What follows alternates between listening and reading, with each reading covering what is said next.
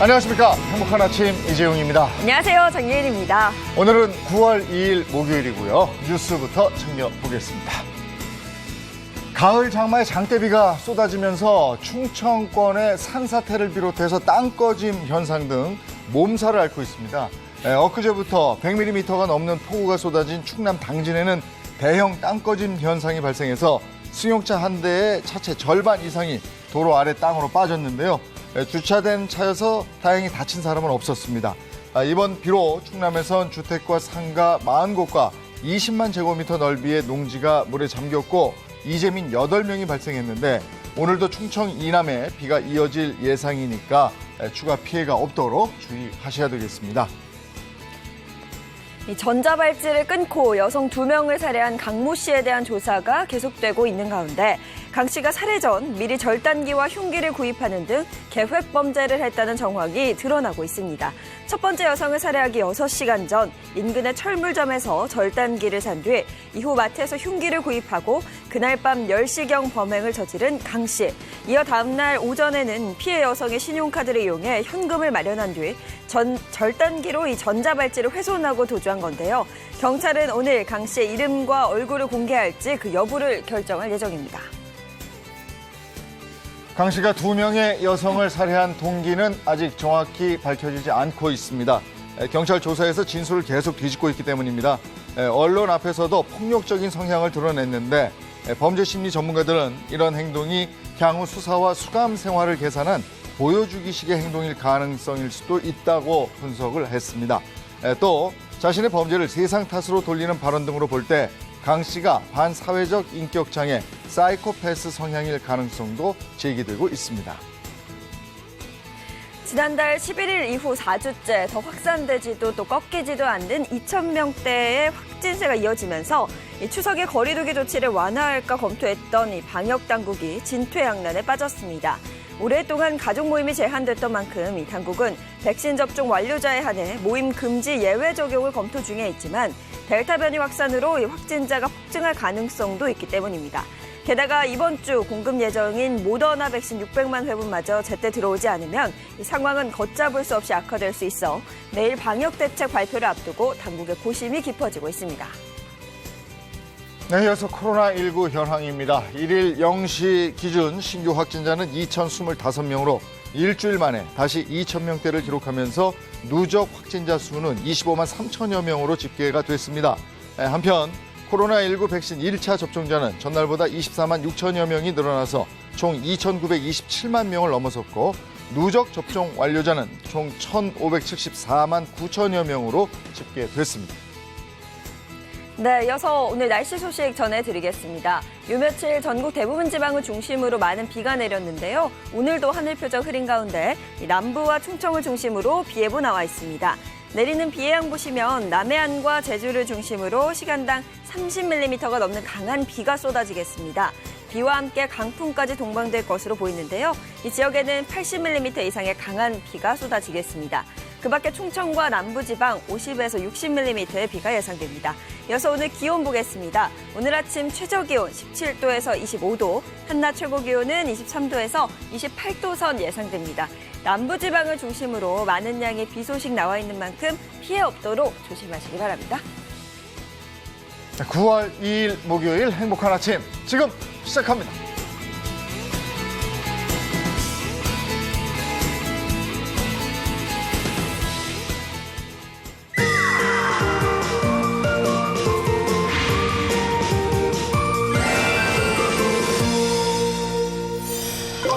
마스크. 이 마스크는 이제 생활 필수품이 됐죠. 그런데 이 마스크가 한 달에 몇 장이나 버려지는지 아십니까?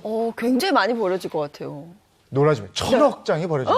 1,000억 장. 버려지는 마스크가 1,000억 장이요. 그렇다고 그래요. 네, 그런데 또 플라스틱이 들어가 있어서 이게 또 환경 오염에도 큰 문제를 일으킨다고 합니다. 이 급증하는 플라스틱 문제를 해결하기 위해서 이 친환경에 앞장서는 분들이 있다고 하는데요. 직접 만나봤습니다. 화면 함께 보시죠. 여러분은 플라스틱의 시작을 아시나요?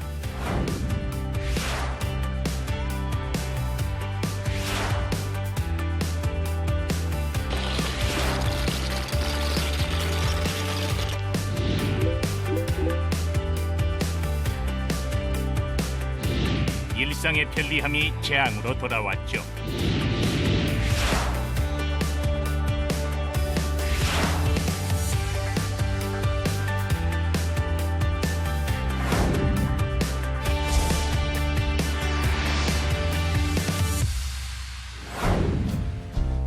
플라스틱과 때려야 뗄 수 없는 관계에 있다는 한 집.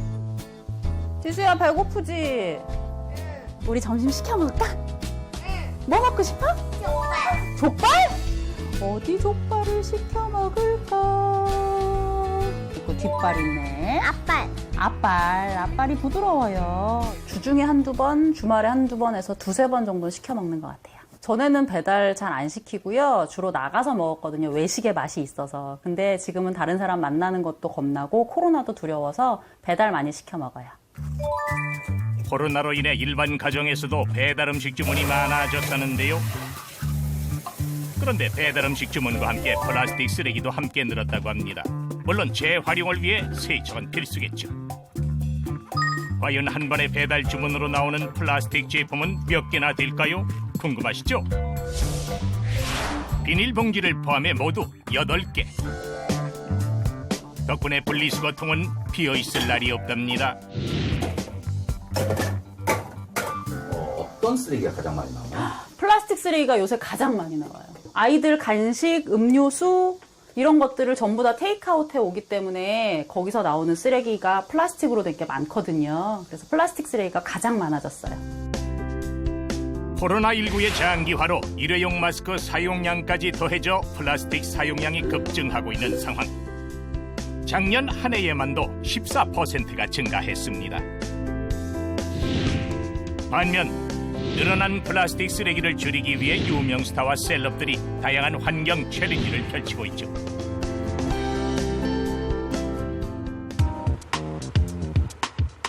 지구를 살리기 위한 노력, 서울 한복판의 한 특별한 방앗간에서도 이루어지고 있다는데요.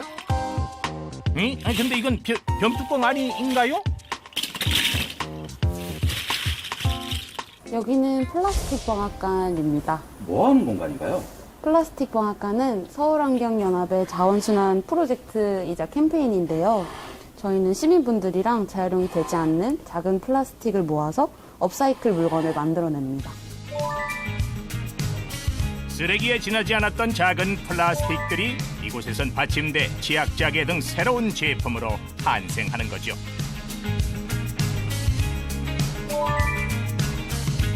그간 모은 플라스틱 양만 4,000kg, 병뚜껑으로 환산하면 130만 개. 플라스틱 쓰레기가 굉장히 많이 늘었고 이 사실을 시민들에게 알리고 플라스틱 문제 해결을 조금 더 같이 해볼 수 있어야 되겠다라고 하면서 이 프로젝트를 시작하게 되었습니다. 우선 병뚜껑은 색깔별로 분류해 잘게 분쇄해주는 작업을 거칩니다. 그리고 열을 가해 녹인 뒤 금형틀에 넣어 제품 모양대로 찍어내면 업사이클링 치약자개 완성입니다. 앞으로의 목표는 플라스틱 방앗간에 참여하시는 시민분들이 조금 더 늘어날 수 있도록 이러한 활동을 하는 다양한 곳들을 조금 지원하는 게 저희의 목표입니다. 그래서 플라스틱 쓰레기 문제를 같이 해결하고자 하는 움직임들이 많이 늘어나서 그런 사회나 소비 문화를 변화시키는 것이 저희의 최종적인 목표입니다. 지구를 살리는 친환경 발걸음에 동참하고 있다는 한 기업을 찾았습니다. 그런데 이곳은 플라스틱과 어떤 연관이 있을까요? 어떤 걸 만드는 회사인 거죠? 저희는 바로 이것을 만듭니다. PTP 포장되어 있는 알약 포장지를 보고 계신 거고요. 여기에 사용되는 그 투명한 포장 시트를 만드는 회사입니다. 이 알약 포장재는 대부분 PVC를 사용하지만 저희는 친환경 페트로 제작을 한 겁니다. 플라스틱 중에서도 재활용성이 좋은 것이 바로 PET. 반면 PVC는 재활용이 가능하지만 공정이 까다롭고 다른 플라스틱과 함께 소각될 경우 유해 물질이나 다이옥신이 발생되죠. 다이옥신이 물 토양에 섞여 먹거리에 유입돼 인체에 흡수되면 피부병, 심장 기능 저하 등과 같은 심각한 문제를 일으킨다 합니다.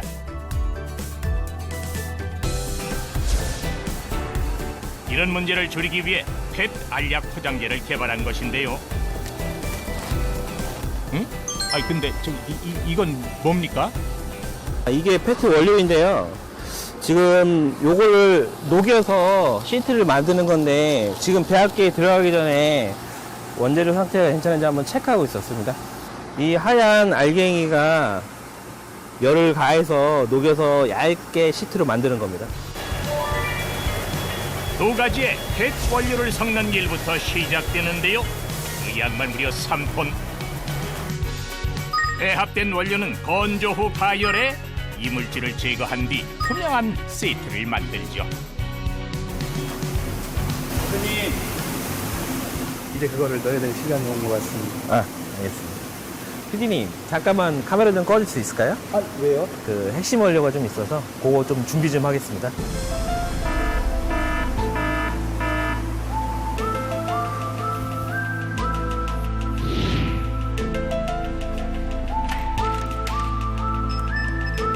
대표님.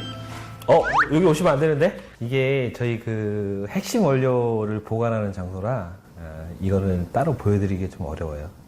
여기 써있잖아요, 대비라고. 여기서 포기할 순 없죠. 아니, 특별히 공개 좀 안 될까요? 자, 한번 보여드릴게요. 한번 보세요. 어떤 비밀이 숨어있나 봤더니 아니 아까 그 PET 원료 아닌가요?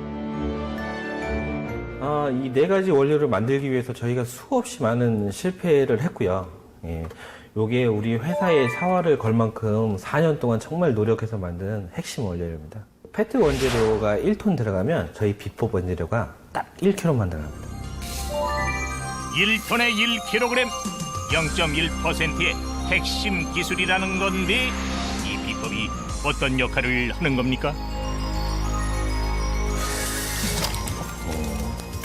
이게 같은 페트 원료로 만든 알약 포장재인데요. 요게 이제 비법에 안 들어간, 요게 비법이 들어간 겁니다. 0.1% 비법의 기술 비교 실험. 힘을 좀 뜯는다면 찢어지고 말아요. 펫의 질긴 특성을 해결하기 위해서 만든 것이 바로 이 비법의 능력이라고 하네요. 완성된 펫시트가 제품으로 탄생되는 것. 성형검행을 통해서 알약을 넣을 수 있는 부분 모양을 만들어주는 과정입니다. 저기부터 보세요. 주로 이제 제약 쪽에는 알약만 진행하고 있고요. 이제 뭐 건전지나 아니면 화장품 뭐 여러 종류의 블리스터 포장이 다 진행되는 가능한 설비입니다. 펫시트의 모양이 변형되면 알약이 보관될 수 있도록 알루미늄을 접착해 절단선을 찍어내 알약 포장재를 요렇게럼 완성하는 겁니다. 중소기업기술정보진흥원에서는 글로벌 경영 화두인 ESG 경영 문화 확산을 위해 친환경 분야 중소벤처기업의 성장을 지원하고 있습니다. 단순 매출을 위한 기업이 아닌 지구 환경을 살리면서 사회적 구조를 개선해 미래를 위한 경영을 하자는 취지이며 이런 흐름에 비춰볼 때 ESG 경영에 동참했다고 볼 수 있습니다.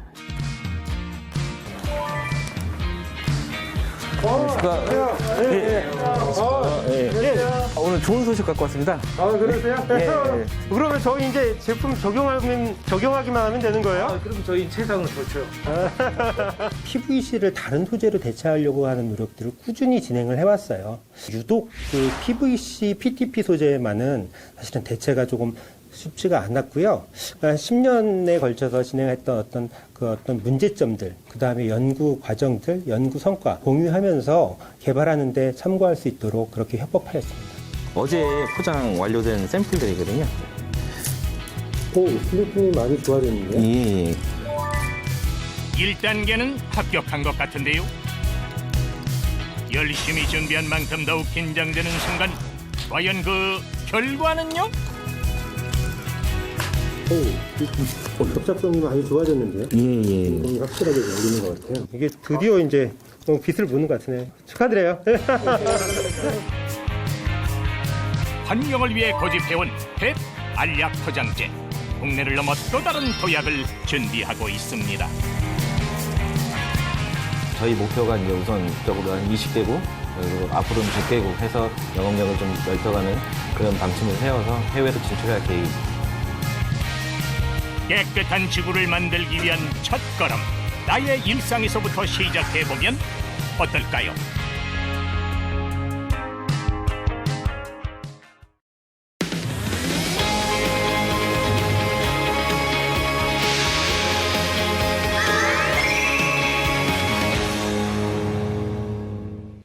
네, 오늘 목요일은 돈이 보이는 경제가 있는 날입니다. 오늘 주제 바로 보시겠습니다. 네, 돈이 보이는 경제 첫 번째 주제입니다. 5차 재난지원금 어떻게 받고 어디에 쓰나입니다.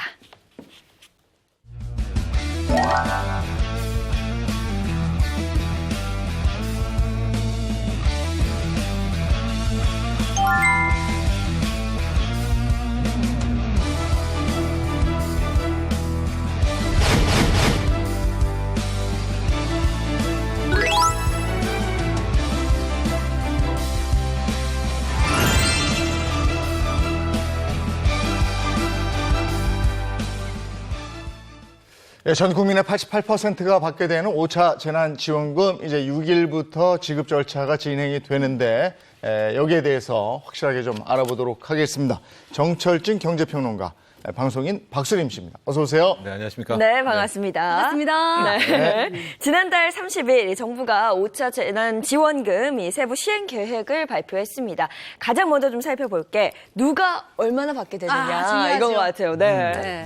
그렇습니다. 5차 재난지원금 언제 처음 나왔던 게 전 국민 소득 하위 80% 이하였지 않습니까? 네. 그 원칙은 그대로 적용이 되는데 여기에 조금 더 융통성을 뒀습니다. 크게 두 가지인데요. 하나는 1인 가구들. 네. 1인 가구 같은 거 조금 이따 설명하겠지만 상당히 소득 기준폭을 완화했고 또 하나가 맞벌이 가구들입니다. 그래서 이 둘의 좀 융통성 부분을 포함해서 전체 나온 결론은 전 국민의 88% 이하가 받게 되고요. 1인당 25만 원. 그리고 이번 같은 경우에는 상한선이 없습니다. 만약에 가족 구성원이 10명이다. 네. 250만 원 다 받습니다. 근데 저는 작년에 받았을 때는 100만 원 캡이 있었잖아요. 예. 네. 그리고 전체 규모가 11조. 이게 이제 연말까지 써야 되는 거거든요. 그래서 앞으로 우리나라 내수 경제에 11조 원이 거의 집중적으로 투입되는 그런 예. 효과가 있습니다. 과연 나는 받을 수 있나 궁금해하시는 분들도 많을 텐데 글쎄요. 최종 확정 선정 기준은 어떻게 됩니까? 우리 시청자분들도 궁금하실 겁니다. 이재용 씨가 과연 받으실 수 있을까? 자, 지급 대상을 가르는 소득 수준이 올해 6월 부과된 본인 부담 건강보험료의 가구별 합산액을 기준으로 따집니다. 선정 기준을 구체적으로 알아보면요. 자, 1인 가구 같은 경우에는 직장 가입자, 지역 가입자 상관없이 17만 원 이하면은 지원금을 받을 수 있습니다. 이는 연소득 5,800만 원 이하인 직장 가입자에 해당하는 건보료로 앞서 정부가 발표한 초안, 그러니까 연소득 5천만 원 이하보다 기준선이 좀 올라갔습니다. 그리고 2인 가구 이상 같은 경우에는 직장 가입자는 20만 원, 지역 가입자는 21만 원.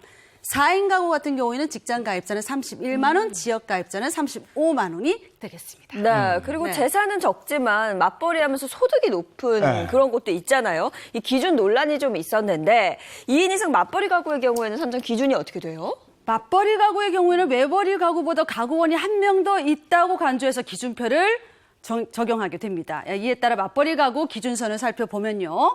2인 가구 직장 가입자는 25만 원. 그리고 지역 가입자는 28만 원, 4인 가구 직장 가입자는 39만 원, 지역 가입자는 43만 원 이하면 지급 대상이 됩니다. 지난 7월 정부 발표안하고는 좀 다른 것 같은데요. 그렇죠. 네. 이제 80%보다 좀 더 융통성을 뒀다라고 보면 될 것 같습니다. 1인 가구가 방금 보셨지만 건강보험료 기준으로 17만 원 선이거든요. 이걸 연봉으로 환산하면 5천만 원이 아니라 5,800만 원 정도. 그리고 전체 조사를 해봤더니 우리나라 1인 가구의 90%는 이번에 다 재난지원금을 받을 수 있게. 왜냐하면 1인 가구에는 소득이 있는 분들도 있지만 고령층, 어르신들이 많이 포함이 되어 있거든요. 그래서 그만큼 많이 융통성을 뒀고 맞벌이 가구도 뭐 이런저런 지출 비용이 많다라는 점을 감안해서 앞서 나온 저 건강보험료 기준에서 한 명씩을 더 윗단계를 적용합니다. 그러니까 가구가 3명이면 맞벌이면 4명 되는 가구에 건보료를 적용한다. 이렇게 보시면 되겠습니다. 네. 그리고 지난 7월 그 정부 발표안 보니까요. 건보료 끝자리에 그 몇백 원이 붙었던 걸로 기억하는데 이번에는 10,000원으로 떨어지네요. 그렇죠. 우리 자리에서도 이 시간에서도 했었죠. 그 경계선에 있는 분들은 너무나 억울하잖아요. 300원 차이, 400원 차이로 네. 누구는 25만 원을 받고 누구는 못 받고. 그래서 이번에 올림을 적용합니다. 그러니까 10,000원 단위 올림인데요. 가령 4인 가구를 보면 직전에는 건보료 기준이 30만 8,300원. 그럼 30만 9천 뭐 이런 분들은 네. 억울하잖아요. 이거를 그렇죠. 올립니다. 그래서 31만 원으로 이제 올리게 되는. 그러니까 경계선 부분들은 위로 10,000원에서 다 커트라인을 했다라고 보면 될 것 같고요. 그렇게 해서 전반적으로 80%에서 이제 88%까지 범위가 넓어지게 된 겁니다. 그럼 논란이 일었던 고액자산가의 경우는 어떻게 되는 거예요? 그 지난 7월 발표 이후에 소득이 없어요. 근데 건보료가 낮아. 하지만 부동산이나 금융자산이 많은 고액자산가 같은 경우에는 월급쟁이 가구보다 어떻게 보면 유리할 수 있다는 그런 네. 얘기가 있었어요. 그래서 위의 기준을 다 충족해도 가구원의 지난해 재산세 과세표준 합계액이 9억 원을 초과하거나 그리고 작년 금융소득 합계액이 2천만 원을 넘잖아요. 그러면 고액자산가로 분류돼서 재난지원금을 받을 수가 없습니다. 네. 우리 여기 다 상관없죠? 고액자산가 상관없습니다. 그렇죠? 아, 그래요? 상관없어요? 우리 다 아니잖아. 저는 아니잖아. 확실히 아닌 것 같아요. 그러면 지난해 1차 재난지원금과 다른 점이 있다면 뭐가 있는지 그것도 좀 궁금해요. 키워드 2가지를 기억하시면 될 것 같은데요. 상한선하고 각자 신청입니다. 그러니까 지난해 받았을 신청? 때는 네. 상한선이 있었어요. 네. 100만 원으로. 5인 가구도 실은 맞아요. 100만 원밖에 못 받았는데 맞아요. 이번에는 상한선이 없어서 만약에 뭐 가구 수대로 다 25만 원을 받게 되고요. 두 번째 키워드가 각자 신청인데 작년 기억해 보시면은 이 가장이라고 하죠. 네. 대표 수령을 했었어요. 예. 맞아요. 네, 그래서 문제가 많이 있었는데 술 사자 하신 분들이 네. 있다고. 아니, 저는 그래서 구경도 못했거든요. 이번에는 그 가구 구성원들이 네. 각각 대표 수령을 하고 각자의 뭐 방법으로 다 받게 됩니다. 이거 다만 좋다. 네. 미성년자가 있잖아요. 네. 미성년자에 한해서는 이제 부모님이 아. 대표 수령을 하지만 뭐 대학생 이상은 자기가 가서 신청하고 자기 계좌로 받게 됩니다. 근데 국민의 88%가 받는 거니까 12%는 못 받는 거잖아요. 네. 그래서 내가 받을 수 있는 건지 궁금해하는 분들도 있는데 글쎄 지급 대상자인지 어떻게 알아요? 지난달 30일부터 국민비서 홈페이지를 통해서 사전 알림 서비스를 요청할 수 있도록 했습니다. 사전 알림 서비스를 요청하게 되면 9월 5일 오전부터 순차적으로 지급 대상 여부라든지 금액, 신청 방법 등을 안내할 예정인데 9월 6일 월요일 오전 9시부터 카드사와 건강보험공단의 홈페이지 또는 카드와 연계된 은행 영업점의 창구를 방문해서 대상자 여부, 지급액, 신청 방법 및 사용 방법 등을 조회할 수 있습니다. 재난지원금 지급 대상자는요, 신용카드를 쓸 건지, 체크카드 충전할 건지, 지역사랑 상품권, 선불카드 중에서 선택해서 신청할 수가 있습니다. 네, 세 가지잖아요. 신용카드, 선불카드 포인트, 지역사랑 상품권. 이 세 개 중에 뭘 선택할지 그것도 좀 고민이 될 것 같아요. 네네. 그러니까 지급 대상자는 그걸 이제 또 선택을 해야 되는 건데 그쵸, 하나하나 네. 알아보죠. 재난지원금 내게 맞는 수령 방식은 뭘까? 편리한 게 좋다. 그죠? 그렇죠. 당연하죠. 나는 편리한 게 좋아. 편리한 게 그 사람은 좋다면 신용카드. 신용카드 하시면 되는 거예요. 네. 네. 아마도 지금 벌써 이 카드사로부터 문자 같은 것들을 받았을 겁니다. 네. 우리가 작년에도 해봤지만 본인이 쓰고 있는 신용카드나 체크카드에 이제 넣어줍니다. 이거 이제 금액으로 네. 환산을 해서 그렇게 되고 이제 쓰게 되면 얼마 남았습니다 같은 것들을 이제 같이 문자 메시지로 보내주게 되는데 카드 쓰는 거랑 똑같습니다. 할인되고요, 적립되고 포인트 적립도 다 되는 그런 상황이죠. 네, 그럼 주의할 점이 있다면요? 요거 아셔야 됩니다. 신용카드 결제할 때 할부 안 됩니다. 36개월 할부해주세요. 요거 안 됩니다. 네. 사용이 불가능한 곳에서 결제를 하게 되면 본인 돈이 빠져나갈 수 있으니까 주의 필요가 있고요.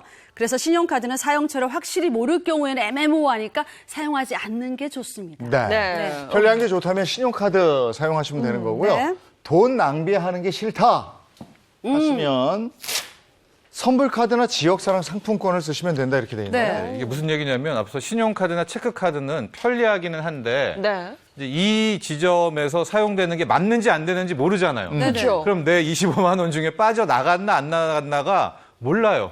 불확실성이어서 네. 더 쓰게 되고 좀 애매한 상황이 됩니다. 근데 이제 선불카드나 지역사랑 상품권은 딱 금액에서 빠져나가니까 0이 되면 끝났구나. 썼구나를 알게 되니까 네. 돈 낭비, 그러니까 불필요한 소비를 안 하게 싶다면 이런 선불카드나 지역사랑 상품권이 상대적으로 유리하다라는 그렇군요. 거죠. 네. 이건 뭐죠? 어쨌든 12월 연말까지는 다 쓰라고 그랬는데. 근데 오래 어쨌든 쓰고 오래 싶다? 쓰고 싶다면 종이형 지역사랑 상품권이 좋다. 저는 어르신들이나 이 1인 가구에는 네. 이걸 좀 많이 권하고 싶은데요. 이제 지역사랑 상품권 같은 경우에도 크게 세 가지가 있죠. 네. 종이형도 있고 모바일형도 있고 카드형도 있고 한데 유효기간이 그러니까 요번 재난지원금은 연말까지 다 소진을 해야 됩니다. 네. 단 그렇죠.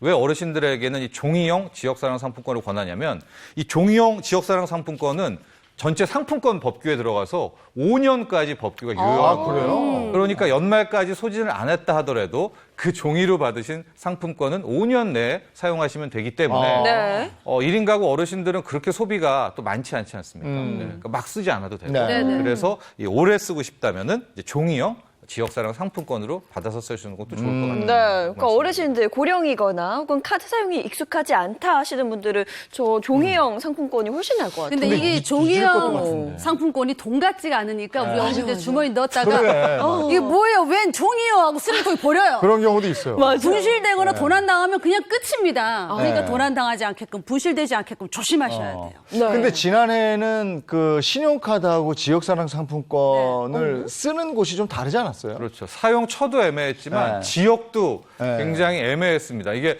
돌봄 사용처 기준도 있었고 이 애매했었거든요. 네. 그런데 이번에는 지역사랑 상품권 가맹점 기준으로 완전히 잘랐어요. 이게 무슨 얘기냐면 작년 같은 경우에는 경기도민 같은 경우에는 경기도 내에서 다 쓸 수 있었거든요. 네. 신용카드를 네. 받았으면. 네. 근데 이번에는 지역사랑 상품권 가맹점이기 때문에 자신이 살고 있는 시 군구에서만 사용이 되는 걸로 지역적 압축이 있습니다. 다시 한번 말씀드리지만 작년에는 이 지역 혼선이 너무 많았었어요. 그래서 올해 같은 경우에는 거주 시 군 지역사랑 상품권 가맹점 기준으로 사용이 가능하다라는 걸 기억하시면 그러니까 경기도에 네. 사는데 경기도 내가 성남시에 사는데 네. 파주시 가서 쓰는 게 아니야. 안 돼요. 올해는 안 되고. 네. 작년에는 경기도면 다 됐죠. 북부권이든 남부권이든 네. 다 됐는데 네. 그게 아니다.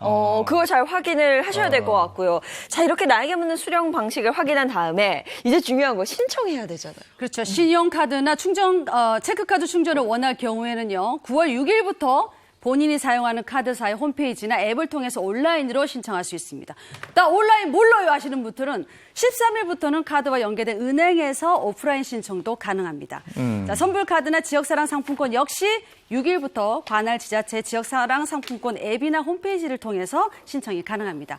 자, 13일부터는 읍, 면, 동 주민센터를 방문해서 오프라인 신청도 가능하고요. 그 종이 형태 지역 상품권이나 선불카드로 재난지원금을 받으려면 이때부터 신청이 가능합니다. 네. 각각 온라인 신청 다음 날엔 충전이 됩니다. 근데 충전된 지원금은 기존 카드사 포인트나 지역 상품권 잔액과 구별돼서 우선적으로 차감이 됩니다. 시행 첫 주에는 출생연도 끝자리를 기준으로 해서 오부제로 운영이 된다. 네네. 그렇죠. 9월 6일부터 이제 접수가 시작이 네. 되고 신청이 시작되는데 첫 주가 가장 많이 몰리지 않습니까? 네, 그래서 그렇죠. 첫 주는 오부제입니다. 그러니까 9월 6일이니까 생년월일 끝자리를 기억하시면 되는데 네. 일단 6이 있고요. 1이 있습니다. 1, 6이 이제 6일이 되는 거고 네. 9월 7일 같은 경우에는 7이 있고 2가 있는 2, 7. 그럼 화요일. 알겠죠? 수요일은 3, 8이 3, 8. 되겠죠? 그다음 목요일은 4, 9. 그다음에 이거 금요일은 구구단으로 한 거예요. 네. 1, 6이 월요일, 2, 7이 화요일, 3, 8이 수요일 이렇게 하면 되잖아요. 자, 그러면은 1971년, 네. 1976년은 언제 해야 되죠? 월요일. 맞습니다. 월요일. 네, 그렇게 1, 6이 기억을 월요일. 하시면은 된다라고 생각하시고요. 네. 다만 이제 주말에는 누구나 다 신청이 되고 이게 첫 주입니다. 하고 첫 주가 지나면 이제 자유롭게 신청이 가능합니다. 네. 네. 그럼 사실 제가 가장 궁금한 건 이걸 어디서 쓸 수 있냐거든요. 이렇게 다 확인했고 신청도 했으면 뭔가 이렇게 들어왔을 때 써야 되잖아요. 네. 이것도 한번 알아볼까요? 자치단체 내 지역사랑 상품권 가맹점에서 사용이 가능합니다. 그 지난해 긴급재난지원금 경우에는 일부 대기업이나 글로벌 대기업이나 명품 매장에서 그 사용 가능해서 형평성 논란이 좀 있었습니다. 그래서 이를 개선해서 지역 상품권 가맹점으로 사용처를 일원화했습니다. 대표적으로 전통시장, 동네 마트, 식당, 미용실, 약국, 병원 등등등 사용하실 수 있습니다. 그 프랜차이즈 가맹점에서도 사용이 가능하다고 그랬는데 어디나 그래요? 편의점이나 네. 빵집, 카페, 치킨집 등에서 사용할 수 있는데 네. 근데 가맹점이 아닌 직영점이 있어요. 이럴 경우에는 일부 지역에서 사용이 제한될 수 있습니다. 세계 최대 커피 체인점 우리 별다방 있지 네, 않습니까? 네. 요거 사용 안 됩니다. 네. 안 돼요? 직영점이기 때문에. 네. 자, 그리고 백화점이나 복합 쇼핑몰, 대형마트, 기업형 슈퍼마켓, 면세점 요거 사용 안 됩니다. 온라인 쇼핑 안 됩니다. 요거 아셔야 돼요. 네. 근데 요즘 배달 음식 많이 드시잖아요. 네네. 저희 집도 그런데 배달 음식은 그럼 어떻게 되는 거예요? 그러니까 온라인 대형 배달앱 안 됩니다. 안 근데 됩니다. 다만 예외를 하나 뒀는데 네. 배달앱으로 주문을 했죠. 네. 네. 근데 결제를 바로 거기서 하는 게 아니라 현장 결제. 이제 그 들고 오셨을 때 네네. 거기에서 현장 결제를 할 때는 이 네. 배달 앱을 통해서라도 이제 주문이 된다. 약간 헷갈릴 수는 있지만 그러네요. 어떻게 결제하느냐에 따라서 되고 안 되고를 그렇죠. 기억하시면 될 것 같아요. 물어보시면 되죠. 지난해에는 대기업 계열 매장에서 일부 사용이 가능했잖아요. 네. 이번엔 아예 안 돼요. 그렇죠. 그때는 이제 사용처 기준이 굉장히 애매하고 복합적으로 되어 있었는데 이번에는 다시 말씀드리지만 지역사랑 상품권 가맹점 기준이기 때문에 네. 아마도 뭐 명품 뭐 이런 것들은 안 될 것 같은데 이런 경우는 있죠. 어떤 이제 편집샵이 있는데 이 편집샵이 지역사랑 상품권 가맹점이에요. 네. 그러면 이제 거기서는 사용이 됩니다. 이게 좀 헷갈리는 부분이 확실히 있는 것 같아요. 그러니까 대형마트 경우에는 사용이 제한되어 있잖아요. 네. 근데 마트 내 소상공인이 운영하는 임대 매장이면서 개별 가맹점으로 등록한 곳에서는 재난지원금을 쓸 수가 있습니다. 근데 일반 매장인지 임대 매장인지 정확히 모르겠다 그러면 물어보시면 됩니다. 예? 그렇죠. 그리고 한 가지 더 말씀드리면 사용자는 지역에 따라서 조금씩 다를 수 있어요.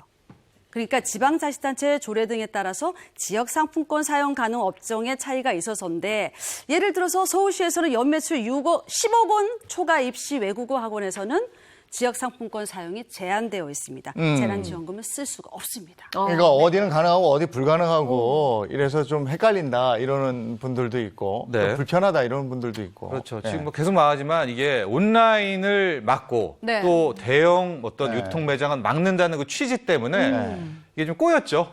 그런 측면이 좀 있고 좀 헷갈린다라고 이제 생각하시는 분들 국민들도 많이 있는데 또 당국에서는 그런 또 고심을 끝에 또 이런 기준을 세웠다라고 네. 보시면 될 것 같습니다. 네. 그럼 이거 언제까지 신청해야 되고 또 언제까지 사용할 수 있는지 정리해 볼까요? 자, 오늘 6일부터 10월 29일까지 신청 가능하고요. 사용도 12월 31일까지 가능합니다.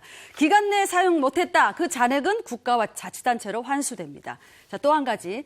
재난지원금 대상자 신청 기준일이 6월 30일 이후에 뭐 결혼을 했다. 출산을 했다. 이렇게 뭐 가족관계 변동이 됐거나 건강보험료 조정이 필요한 경우에는 11월 12일까지 이의 신청을 하실 수 있습니다. 네. 국민의 88%에게 지급되는 5차 재난지원금에 대해서 알아봤고요. 네. 이번에는 다음 주제 넘어가겠습니다. 네, 돈이 보이는 경제 두 번째 주제입니다. 소비 대세가 된 중고거래입니다.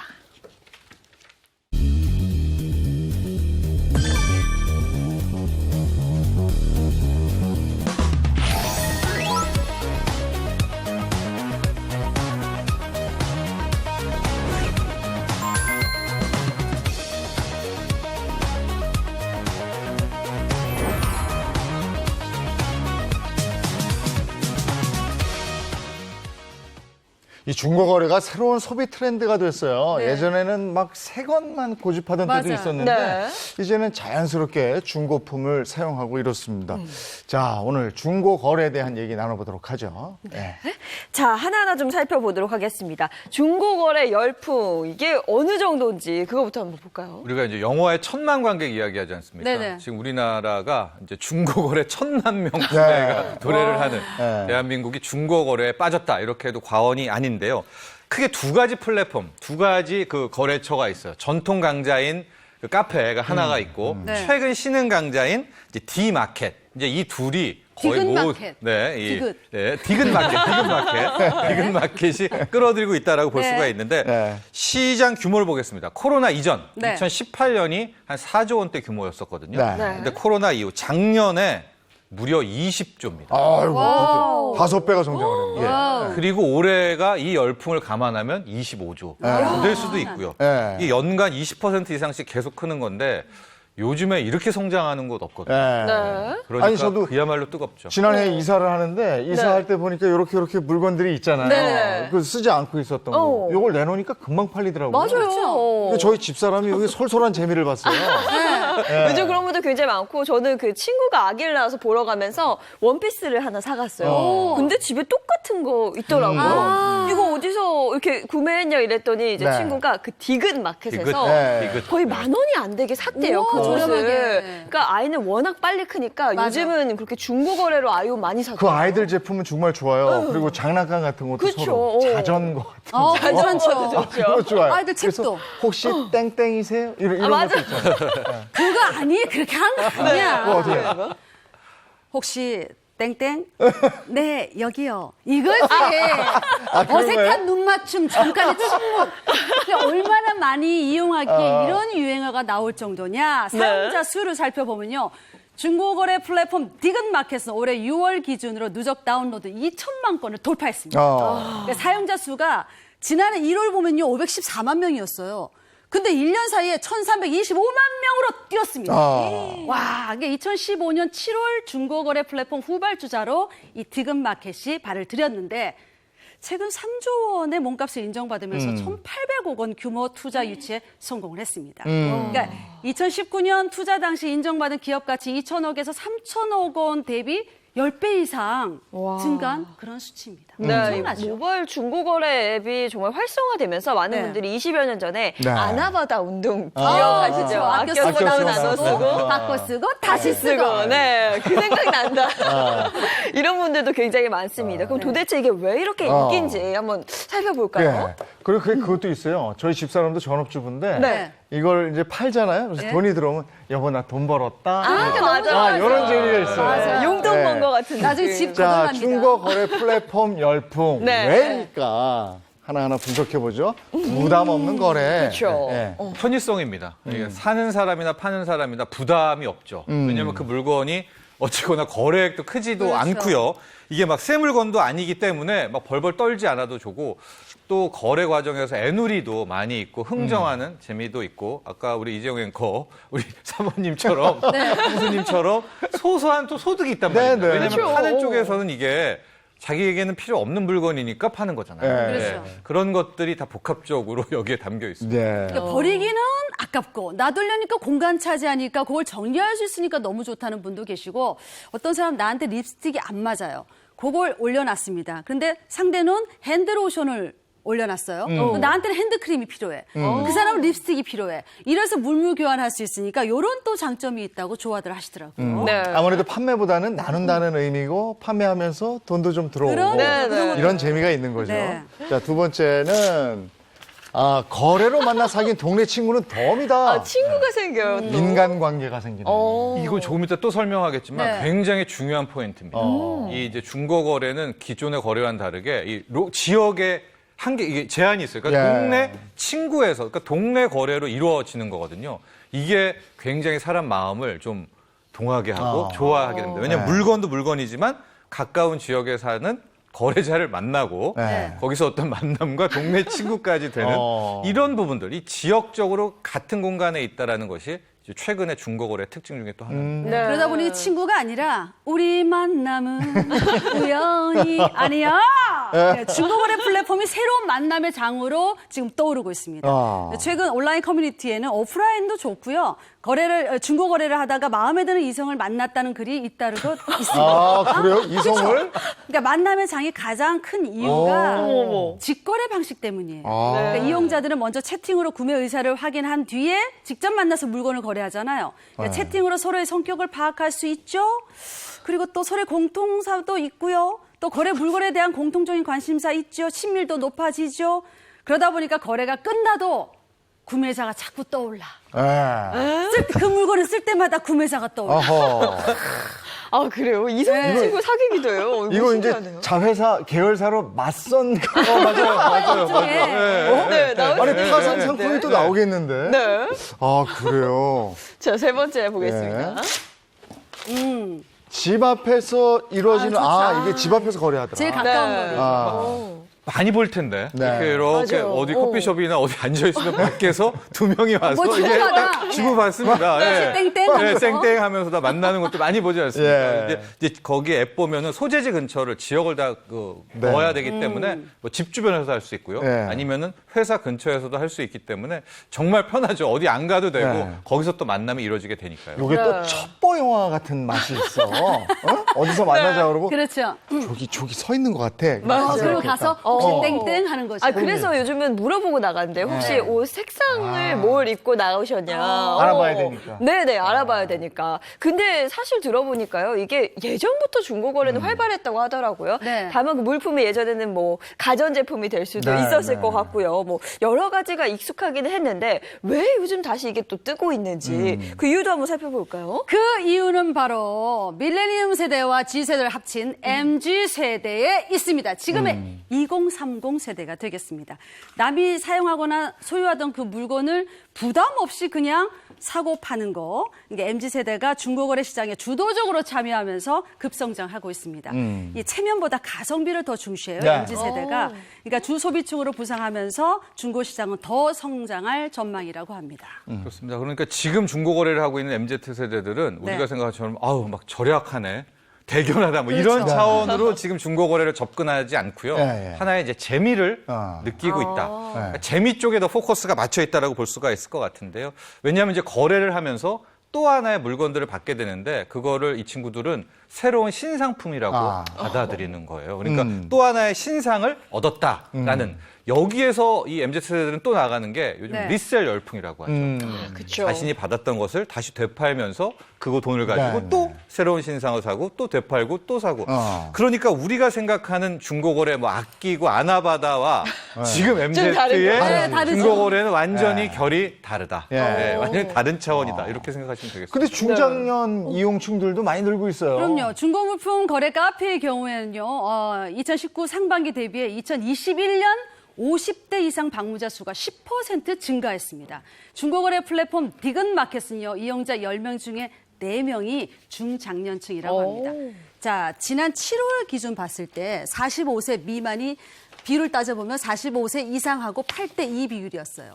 그런데 2년 사이에 6대4로 바뀌었습니다. 그러니까 그중에서 또 45세 이상 64세 연령층의 유입이 눈에 크게 늘었습니다. 네. 그러니까 2년 사이에 약 14%포인트 증가했다고 보시면 되죠. 네. 궁금한데요? 중장년층이 왜 이렇게 중고거래에 빠졌을까요? 그러가 중년층도 이제 온라인에 네. 익숙하잖아요. 앱 깔고 만나고, 그러니까 굉장히 빠르게 적응을 했기 네. 때문에 네. 요즘 4050도 아주 뛰어듭니다. 그런 어떤 온라인에 익숙한 게 굉장히 크다라고 볼 수가 있겠고, 또 다른 이유는 코로나죠. 네. 코로나 때문에 오프라인이 막혀 있기 때문에 이제 온라인으로 다 뛰어들게 되면서 이렇게 중장년층의 중고거래 비중도 늘어나게 된 겁니다. 네. 코로나19 얘기하셨는데 또 코로나19 때문에 슬픈 얘기도 있더라고요. 코로나19로 인한 소상공인들의 폐업 때문에 이게 더 활성화되는 거 아니냐 맞아요. 이런 얘기인데요. 그렇죠. 이게 좀 안타까운 부분이기도 네. 하고 이제 중고거래에 담긴 또 하나의 안타까운 또 슬픈 이면이기도 한데 그 카테고리에 폐업이라는 이제 카테고리에 네. 들어가 보시면은 물건이 정말 많이 올라와 있거든요. 그래서 그 물건들 내용들을 보면 진짜 가슴 아픈 물건들이 많습니다. 헬스클럽에 정말 뜯지도 않은 운동기구 같은 것들도 있었고요. 또 카페에 그런 어떤 실내 장식했던 것들, 네. 업소용 냉장고가 뭐 거의 감당할 수 없을 정도로 지금 많이 나오고 있고 또 그런 안타까운 현실도 이 중고거래 앱에서 우리가 바라볼 수가 있습니다. 네, 안타까운 이야기긴 합니다만 그래도 중고거래 활발하게 하시는 분들 얘기 들어보면요. 잘만 찾으면 거의 새 거를 굉장히 저렴하게 구입할 수 있다. 거기다가 약간의 그런 인심도 있대요. 네. 조금 더 저렴하게 안 애들이 되나요? 하는 거, 애들. 네, 네. 그런 흥정하는 재미 거. 있다고 하더라고요. 저도 예전에는 새 제품을 가장 저렴한 가격에 사는 그런 재미가 있었거든요. 예. 그 예인 씨가 10만 원 주고 산 가방을 저는 7만 원 주고 샀어. 너무 재밌는 거야. 그게 너무 진 기분이에요. 씁쓸했어요. 네. 그렇죠. 근데 요즘은 보석 같은 중고 제품을 찾는 그런 재미도 있는 것 같아요. 네. 그러니까 남이 쓰던 거 요즘은 중고 시장도요. 너무 깨끗한 멀쩡한 맞아요. 것도 올려놔요. 네네. 근데 가격은 너무 착해요. 네. 그 사람이 쓰던 걸 내가 쓰고 또 내가 쓰던 것도 멀쩡한 걸 그 사람이 쓰고 돌려 쓸 수 있으니까 환경에도 좋은 것 같고 장점이 되게 많습니다. 네. 그렇죠. 이 앱을 이용해서 또 구인구직이 이루어지고 막 이런 면도 있다고 그러더라고요. 그렇죠. 아까 우리 이재용 앵커가 이걸 활용해가지고 이제 만남 사이트를 하나 그러게. 끼자라고 하는 네. 건데 그게 현실적으로 많이 이제 활용이 되고 있어요. 이게 무슨 얘기냐면 여기 굉장히 많은 사람들이 몰리니까 꼭 물건만 중고거래 하라는 법 없잖아요. 다 그렇죠. 몰려 있으니까. 맞아요. 여기에 누구는 일자리를 구하고 누구는 일자리를 주고라는 구직 사이트에 대한 성격도 함께 덧붙여지고 있다라고 해서 최근들 보면은 이제 이것들이 점점 중고거래 사이트에서 영역이 넓혀지고 있는데 이것들을 우리가 하이퍼 로컬의 특징이다라는 하이퍼 신개념이 또 하나가 나오게 됩니다. 네. 이게 무슨 얘기냐? 로컬이라는 게 제가 앞서 말씀드렸듯이 이 중고거래 플랫폼의 좋은 점은 지역적으로 딱 이게 네. 좋아요. 지역사회, 네. 동네 커뮤니티. 그래서 이 하이퍼 로컬은 좀 쉽게 얘기하면 슬세권이다. 슬리퍼 신고 돌아다니는 거. 맞습니다. 네. 슬세권. 슬리퍼 세권, 슬세권이거든요. 네. 그러니까 우리가 알던 플랫폼과 다르게 이 동네 커뮤니티라는 맞아, 특징 맞아. 때문에 맞아. 여기에 이제 무한대로 갖다 붙일 수가 있어요. 네. 구직도 되고요, 만남도 되고 이제 뭐 이런 것들이 되고 있어서 앞으로 네. 제가 봤을 때 여러 플랫폼들이 있지만 이 중고거래 어. 플랫폼이 성장성이 굉장히 크지 않을까. 괜찮네. 동호회도 일로 가죠 이제. 이거 확장 사업이네. 굉장히 그러니까 큽니다. 점점 더 커지겠는데요. 그러네. 오, 네. 이렇게 중고거래가 인기를 끌면서 또 유통 대기업들도 중고거래 플랫폼과의 협력을 확대하고 있다고 합니다. 이걸 보는 거죠. 네. 이 플랫폼 저 플랫폼 하다가 이거 슬리퍼 신고 만날 수 있는 다 모이는 곳이 있네. 네. 이걸 해서 L그룹 같은 경우가 약 300억을 투자해서 뭐 중고 물품 거래 카페 지분 일부를 인수하기도 했고요. 이러니까 L그룹도 이제 이런 식으로 온라인으로 끼어드나 그러면서 어떤 위상도 높아지는 그런 부분도 있고요. N사 같은 경우도 지금 이 중고 플랫폼 사이트에 굉장히 좀 관심을 많이 갖고 있다.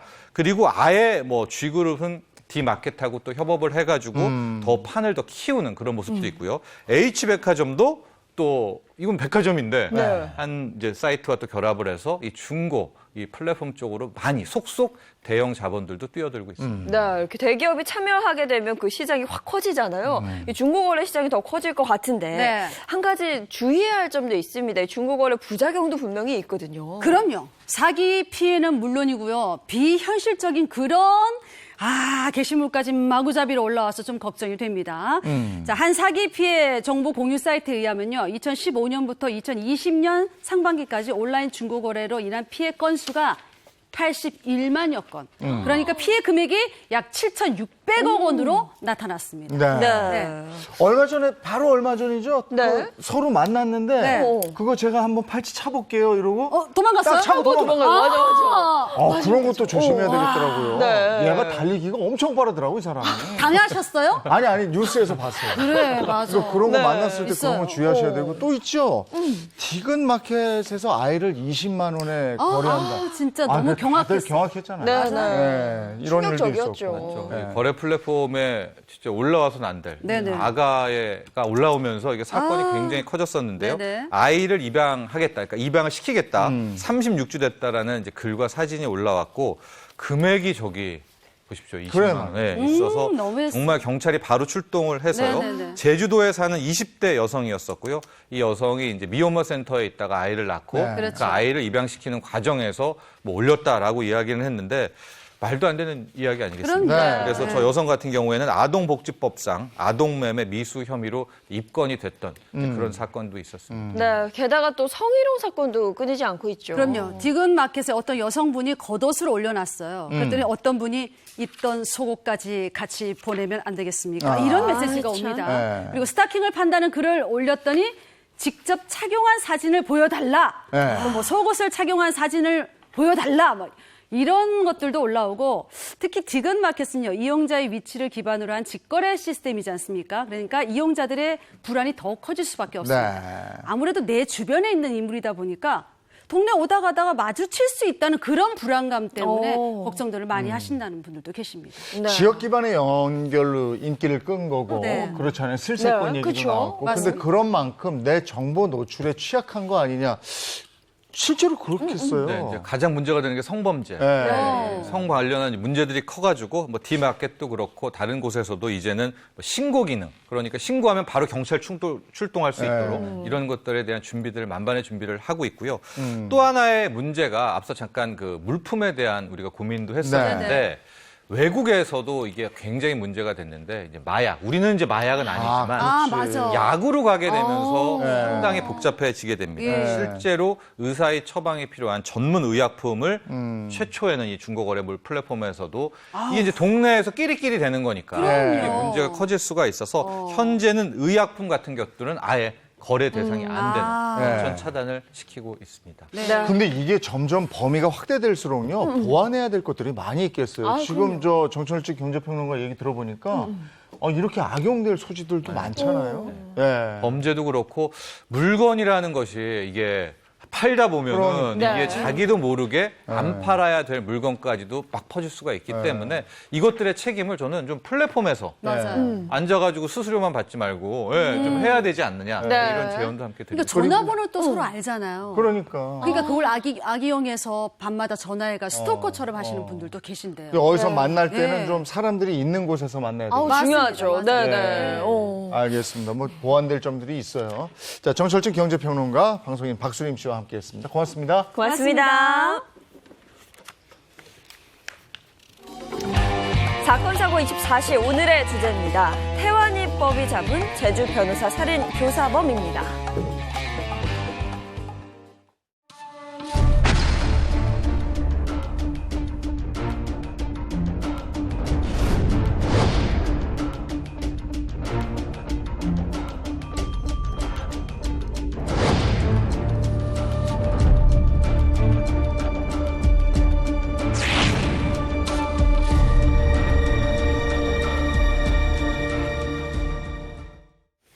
네, 22년 전에 제주에서 일어나서 장기 미제 사건으로 남았던 이 변호사 피살 사건, 용의자가 붙잡히면서 사건의 실체가 드러날지 관심이 모아지고 있습니다. 이거 얘기 좀 나눠보죠. 승재현 형사정책연구원 연구위원과 얘기 나눕니다. 어서 오세요. 네, 안녕하십니까. 네, 이번에 검거된 용의자 누군지 그거부터 좀 볼까요? 사실 뭐 전혀 오리무중의 사건이었어요. 그래서 사실 이게 영구 미제 사건으로 가는 게 아닌가 싶었는데 탐사 프로그램에서 이 사건과 유사한 사람이 갑자기 증언을 합니다. 녹취를 하는데 사건의 깊은 내용을 알고 있는 거예요. 그래서 야, 이 사람이 어떤 사람일까 좀 확인하면서 저희들은 몰랐는데 경찰이 내사를 했는가 봐요. 그래서 공소시효가 완성되지 않았다는 팁을 가지고 이제 이 사람을 잡았는데 지금 이 사람 이름은 아직까지 신상 공개가 안 됐지만 저는 김 씨라고만 말을 드리겠습니다. 김 씨. 그 당시에 제주도에 있던 변호사를 살해 교사한 혐의로, 지금 이게 살해 교사가 됐는지 살인인지는 모르겠지만 살해 교사 혐의로 캄보디아에 있었는데 저희들이 보통 외국에 나가면 그 사람을 데리고 와야 되잖아요. 그러면 이제 어떻게 처리를 하는가 하면 첫 번째 적색수배라고 들어보셨죠? 인터폴 적색수배를 해서 어디 있는지를 찾는 거예요. 찾고 난 다음에 저희들이 여권을 가지고 있잖아요.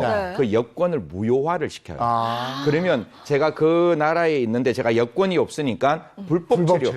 그러면 그 나라의 이미그레이션 세관, 그러니까 저 이민국에서 이 사람을 추방하게 되잖아요. 그런 형태로 태국에서, 캄보디아에서 추방하게 만들어서 우리 경찰이 캄보디아에서 그 공항에서 도어 투 도어 해서 딱 데리고 잡아서 국내로 지금 데리고 온 사건. 즉 22년 전에 발생한 제주도 변호사 살인 사건의 용의자로 김 씨가 국내에 송환되었습니다. 그럼 22년 전 제주로 한번 가보죠. 그때 거기서 어떤 일이 일어났었던 겁니까? 거슬러 올라갑니다. 1999년 이제 11월 5일 날 오전 6시 50분쯤이니까 11월 5일이면 깜깜할 때예요. 이게 한 6시 50분이면 해가 이제 어스름 이렇게 올라가는데 동네 제주도에 있는 한 어떤 마을 입구 앞에서 성룡차 안에서 사람이 사망한 채로 발견하게 됩니다. 발견이 됩니다. 그러니까 지역 주민이 너무 이렇게 놀래서 이제 신고를 하게 되는 거죠. 신고를 하게 되는데 그 범행 현장이 굉장히 좀 처참해요. 자동차 안에 이제 그 변호사께서 앉아 계시는데 앉아 계시는 그 자동차 안도 혈흔이 굉장히 많은 상태였고 그 변호사의 이제 여러 가지 몸 쪽에서 칼에 찔린 흔적이, 흉기에 찔린 흔적이 좀 발견되고 그것뿐만 아니라 바깥에도 혈흔들이 조금 보이는 거예요.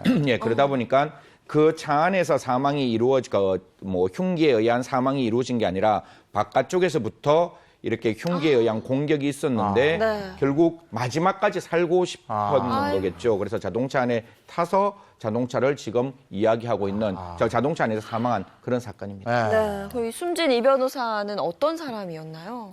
이게 사법고시가 14회, 사법고시 24회, 사법연수원 14회니까 그 당시에는 한 300명 정도 사법고시가 붙었을 때고 제가 막 이제 92년대 처음에 막 우리들 사법고시가 붙는 애들 막 나오는 그 시점이었거든요. 그래서 이 사람이 검사 출신 변호사인 거예요. 한 92년, 3년 그 정도만 되더라도 사실 보통 그런 말 많이 들어보셨죠. 검사가 자기소개할 때 영화에서 뭐라고 말을 하죠? 그러니까 검사 승재현입니다 이렇게 말 안 하죠. 대한민국 검사 승재현입니다 이렇게 말하는 어떻게 보면 자기가 대한민국의 공권력인 듯하게 그렇게 이야기하고 조직폭력배들이 검사를 엄해는 해요. 아, 저 사람 뭐 부적절한 뭐 이렇게 술 대접을 받았다 이런 이야기를 하지만 검사를 직접 공격하지는 않고 또 검사를 직접 공격해서 사망에 이르게 되면 그 당시에는 이런 말, 검사는 상하 동일치의 원칙이기 때문에 평검사를 만약에 공격을 하면 그 평검사 공격은 검찰총장의 공격이고 검찰총장의 공격은 국가 공권력에 대한 공격이다. 이래서 사실 조직폭력배들이 거의 이렇게 먼지처럼 사라지는 그런 어떤 시기였기 때문에 검사 출신 변호사, 과연 이 사람이 검사 출신일 때 혹시 그러한 어떤 문제 때문에 이런 게 발생하지 않았느냐 이런 것 때문에 여러 가지 조사를 했는데 그런 건 아닌 듯하게 보였습니다. 예. 근데 당시에 목격자나 뭐 어떤 그 현장의 범인의 단서라든지 이런 게 없었나 봐요. 뭐 사실 그 당시 뭐 족적 이런 거를 조금 다 찾아봤는데 사실 족적이나 그다음에 여러 가지 증거는 나오지 않았고 그뿐만 아니라 무슨 문제가 있는가 하면 99년만 되더라도 CCTV가 없었어요. 그래서 CCTV에 나온 상황도 없고 그래서 사실 뭐 변호사의 사망 사건이었기 때문에 제주도가 전체가 발칵 뒤집어져서 제가 조금 찾아보니까 7개 팀 40여 명이 이 사건에 매달렸는데 사실 용의자는 오리무중이었고 그래서 그 이후에 더 이상 진척이 없어서 사건은 영구미제로 흘러 들어가는 듯한 모습이 보였습니다. 네. 그럼 이게 단순 강도인지 아니면 원한 관계인지 이런 거부터 좀 파악을 하지 그렇죠. 않아요? 그게 역시 우리 앵커께서 뭐 거의 뭐 우리나라 대한민국 검사이신 것 같은데 그래서 찾아봤어요. 찾아봐서 첫 번째 예를 들어서 변호사니까 뭐 금품이라든가 그런 것들을 많이 가지고 있으면 가지고 있는 거에 대해서 뭔가 이렇게 가져갔으면 강도일 수가 있는데 현금이나 지갑은 그 장소에 그대로 있습니다. 그러니까 이게 또 이렇게 찔린 자상이 약간 과잉살상 같은 모습이 보였어요. 그냥 이렇게 한번 탁 찌르는 게 아니라 여러 몸 신체 부위에 이제 자상이 보였기 때문에 이거는 원한 관계에 의한 사망이 아니냐, 살인이 아니냐 이렇게 이제 수사가 시작됐는 거죠. 그러면 변호사니까 수임 사건에 대한 불만 뭐 이런 쪽으로도 수사를 했을 것 같은데. 역시 우리 또 남인크께서도 그래서 찾아봤어요. 경찰도 그걸 찾아봤는데 이분이 1년 전부터 사실상 수임을 안 했대요. 그리고 이 변호사님 그 제주도가 고향이세요.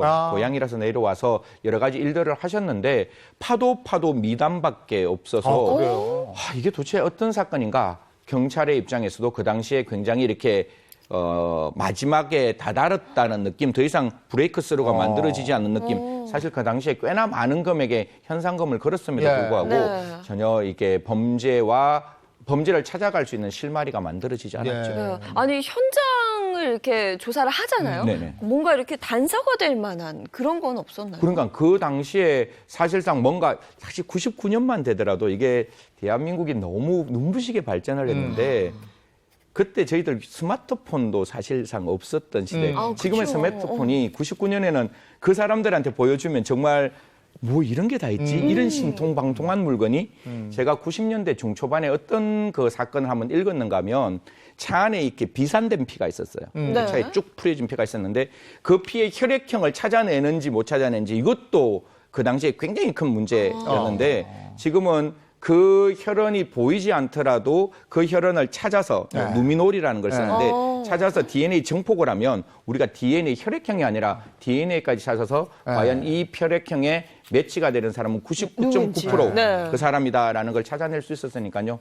옛날에 비하면 굉장히 많은 과학 발전이 있었는데 그 당시에 과학 수사로 경찰은 최선을 다했지만 관련된 증거는 찾을 수가 없었습니다. 그러다가 2014년 11월 공소시효가 만료가 됐고 그렇죠. 99년 영구 미제 사건으로 남는가 했는데 이게 이제 새 국면을 맞게 된 계기가 있었죠. 그렇죠. 이제 그 당시에는 공소시효가 15년이었어요. 그러니까 살인죄를 빵빵빵 저질러도 15년만 잡히지 않으면 공소시효가 끝났으니까 아까 제가 99년 11월 5일이었으니까 15년 더 하면 이제 아까 말씀 주신 그 시점에서 이제 2014년 11월 4일 24시 혹은 5일 00시에 끝나는데 그로부터 시간이 꽤나 지난 시점에 유족들이 어떤 탐사 프로그램에 우리 아빠의 억울함을 좀 풀어주세요라고 이야기를 해서 사실 첫 번째 그 탐사 프로그램에서도 저도 그 탐사 프로그램에 잠시 좀 이렇게 그렇게 이야기를 조금 했었는데 2016년경에는 더 이상 정보가 없었어요. 그러니까 조금 더 이상 취재가 안 되다가 2019년 정도에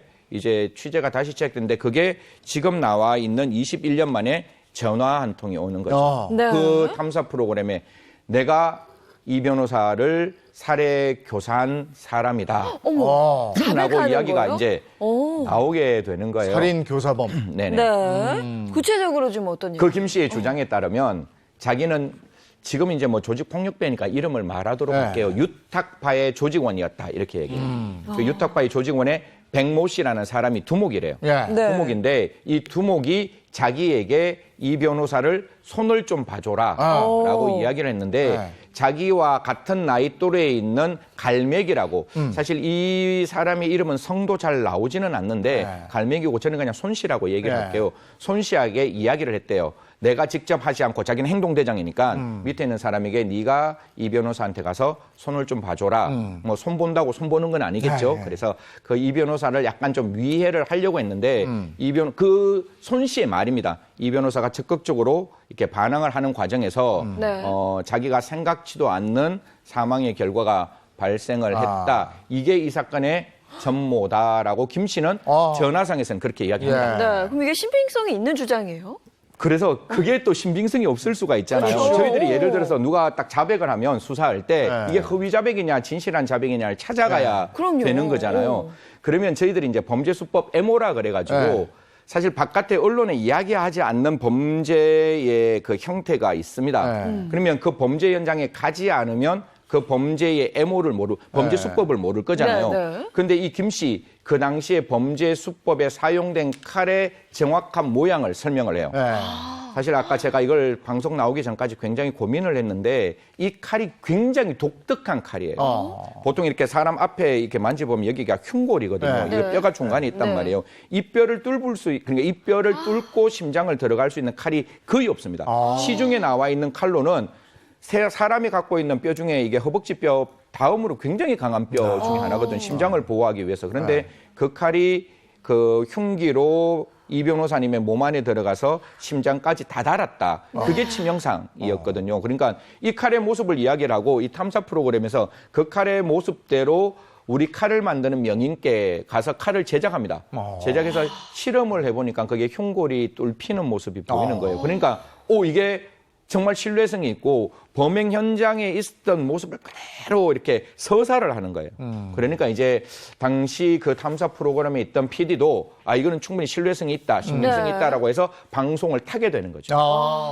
그런데 이 사람 아까 제가 말씀드렸다시피 99년 11월 5일이니까 뭐 19년, 18년 이쯤은 죽었다 깨어나도 2014년 11월 5일이면 공소시효가 끝났으니까 그렇죠. 자기 입장에서는 공소시효가 끝났는 줄 알고 인터뷰를 하는 겁니다. 인터뷰하고 자기가 교사했다는 얘기도 하고. 네, 네. 당시에 그러면 살인을 지시한 사람과 살인을 실행한 사람 그들은 어떻게 된 거예요? 사실 두 사람 다 죽었습니다. 사실 그 백모 씨라는 사람은 2008년에 사망을 하고 지금 갈매기라는 손 씨 2014년에 사망을 해서 남아 있는 건 이제 김 씨 주장밖에 없는 거예요. 그래서 김 씨 주장에 따르면 결론적으로 그 김 씨가 그 손 씨가 직접 실행하고 김 씨가 교사를 했는 그런 과정이 있는 거죠. 아니 그럼 김 씨는 공소시효가 만료됐으니까 본인이 그렇게 말을 했다는데 처벌을 할 수가 없는 거잖아요. 그렇죠. 이게 사실 2014년 11월 4일 날 끝났으면 이게 공소시효가 2014년 7월, 2014년 그 시점에서 끝났으니까 당연히 처벌 못 하는데 어떤 게 있었는가 하면 이 김 씨 외국에 나가는 게 있습니다. 외국에 나가면 외국에 나가는 동안은 공소시효가 정지되는 거예요. 쉽게 말하면 제가 범죄를 저지르고 외국에 나갔어요. 외국에 나가면 외국 나가는 시간 동안은 공소시효가 정지되는데 공소시효가 정지되는 게 한 8개월 정도 사실 외국에 나가 있었기 때문에 이 김 씨 2014년 11월 5일 날 공소시효가 중지되는 게 아니라 2015년 8월경에 공소시효가 만료되는 걸로 그렇게 역산해서 수치가 나왔는 거죠. 이게 태완이법이 통과되면서 이렇게 된 거잖아요. 이게 태완이법이 정말 마음이 아픈 법인데 태완이도 99년에 황산 테러를 당해가지고 태완이가 굉장히 아프다가 사망을 하게 되는데 이 태완이법이 어떻게 만들어지는가 하면 태완이도 99년에 그렇게 사망했으니까 황산을 뿌려서 태완이가 사망했으면 이것도 살인사건이잖아요. 그럼 이 태완이가 결국 15년 후에는 공소시효가 완료되는데 공소시효를 정지시키기 위해서는 태완이를 누가 황산을 뿌렸는지 알고 검사가 기소를 해야 되는데 주변에 있던 A씨가 그 태완이 부모는 저 사람이 범인이라고 이야기했음에도 불구하고 검찰에서는 저 사람이 범인이라고 우리는 확인할 수 없다. 네. 그러니까 공소 제기를 안 하는 거예요. 네. 그러다 보니까 재정 신청이라고 조금 어려운 건데 고등법원으로 가서 이야기를 하는데 고등법원에도 재정 신청이 기각돼 버립니다. 그래서 결국 태완이 사건은 1990년에 일어난 사건이 그 2015년 7월경에 공소시효가 만료되고 이 태완이가 사망하는 과정 속에서 국회가 법을 통과시키는데 그 법 통과된 거는 2015년 7월 31일부터 공소시효가 이제 폐지되니까 태완이는 2015년 7월 10일 날 이미 공소시효가 만료돼요. 그래서 태완이법이라고 말을 했음에도 불구하고 태완이는 이 공소시효에 적용되지 않아서 지금 영구미제 사건으로 빠졌는 거죠. 네, 그러니까 앞서 해주신 말씀과 연결을 해보면 김 씨 공소시효가 2014년 11월 4일에 끝나는 거였는데 네, 해외에 나가 있던 8개월 정도? 네, 그 기간이 있어서 이제 태완이법이 적용이 될 수 있다는 거네요. 2015년 그 전에 끝났으면 되는데 네. 그 8개월 동안 공소시효가 딱 정지되니까 2015년 8월에 이 사람 공소시효가 완성되는 거예요. 그러니까 네. 2015년 7월 31일 날 공소시효가 완성 안 된 사람이니까 당연히 김 씨 이제는 기소할 수 있는 가능성이 열려 있는 거죠. 그러면 이제 그것은 다 적용이 되는 거예요. 살인을 실행한 사람이나 교사한 사람이나 네네. 그렇죠. 다 똑같이 저기에 적용을 살인죄의 받는 공소시효가 거예요. 예. 그런데 이 사람은 그걸 모르고 자기 인터뷰하죠. 거는 이제 공소시효가 다 끝났다고 생각하고 전화. 그냥 인터뷰를 한 거예요. 예. 사실 그 인터뷰에 있는 가장 큰 이유가 캄보디아에서 돌아오고 싶었어요. 그래서 그 유족들에게 내가 돌아갈 비용만 주면 내가 유족들에 사과하는 의미에서 어차피 내가 처벌 못 받지만 마지막에 유족에 사과하겠다. 그래서 캄보디아에 있는 비행기표 받아서 한국으로 오려고 이런 이야기를 했다라고 합니다. 네, 이 태완이법 덕분에 22년 만에 용의자를 검거하기는 했습니다. 그러면 유죄 입증이 가능한가요? 이거 지금 궁금하네요. 아직 수사 중이라서 제가 좀 말씀드리기가 좀 애매한데 쉽지는 않아요. 이게 사실상 지금 이 김 씨가 말을 뒤집었거든요. 원래는 내가 살인에 가담했다라고 이야기하는데 살인에 가담하지 않는 부분이라고 말을 뒤집었는데 경찰 쪽에서 이야기하고 있는 것은 프로파일러가 들어가서 살인 현장에 조금 있은 듯한 모습까지 보였다라고 이야기해서 결론적으로 마지막에 무엇을 가장 중요하게 생각해야 되는가 하면 법정에서 피고인이 자백하잖아요. 네. 이 자백이 있더라도 자백에 보강 증거가 있어요. 정식 재판 절차에서는. 그런데 이게 이미 한 21년, 22년이 지난 사정이기 때문에 이 변호사님의 옷가지를 가지고 여러 가지 DNA 검사를 했는데 아직까지는 뭐 특별한 어떤 범죄의 정황 증거가 나오지 않았다라고 이야기하니까요. 이거는 정말로 제주지방검찰청이 지금 사건을 제주지방검찰청이 가지고 있거든요. 그럼에도 불구하고 경찰과 분명히 공조를 해서 그 이 변호사님의 억울함을 풀어줘야 되고 공소 유지가 탄탄하게 될 수 있도록 그냥 단순히 기소해서 무죄 나오는 게 아니라 정말 제대로 된 정황 증거를 찾아서 그 공소를 유지해야 된다라는 말씀드리겠습니다. 근데 그 김 씨가 워낙에 구체적으로 알고 있기 때문에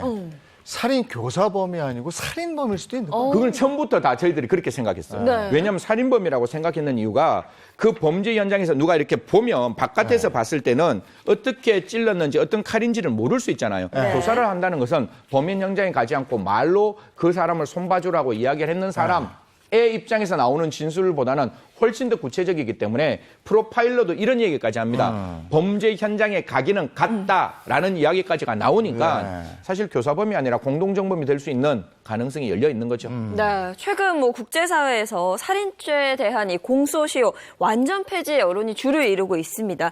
그렇게 되자 뭐 우리나라 역시도 이걸 연장하거나 폐지해야 된다 이런 목소리들이 좀 나오고 있거든요. 근데 궁금한 게 이 살인범의 공소시효가 존재해야 되는 이유는 뭐라고 보십니까? 과거에는 이게 증거가 있으면 이게 유죄 확정 판결을 하기 위해서는 형사소송에서는 합리적 의심을 넘는 고도의 개연성이 있어야 돼요. 그냥 민사소송같이 뭐 추측만으로 되는 게 아니라 증거가 있어야 되는데 이게 15년이 지나면 증거가 일실, 멸실, 산일 되잖아요.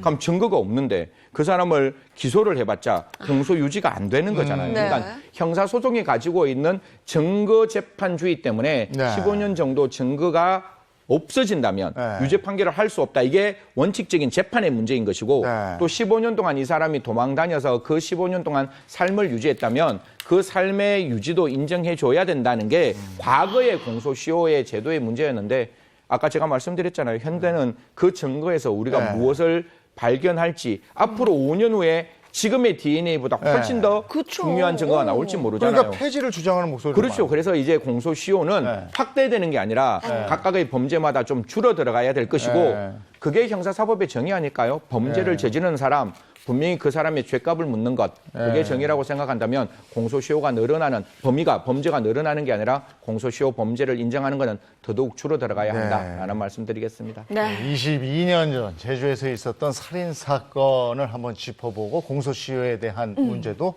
짚어봤습니다. 고맙습니다. 네, 고맙습니다. 어떻게 가을 장마가 여름 장마보다 더한 것 같습니다. 그러니까요. 어제도 저 충청권에 피해가 많았는데 네네. 오늘도 피해 온다고 네, 오늘도 뭐 비 오는 지역이 있으니까요. 비로 인한 피해 더 이상은 있으면 안 되거든요. 조심하시기 바랍니다. 좋은 하루 보내시고요. 저희는 내일 아침 7시 30분 더 알찬 소식 가지고 돌아오겠습니다. 행복한 아침, 행복한 하루 되십시오. 고맙습니다. 고맙습니다.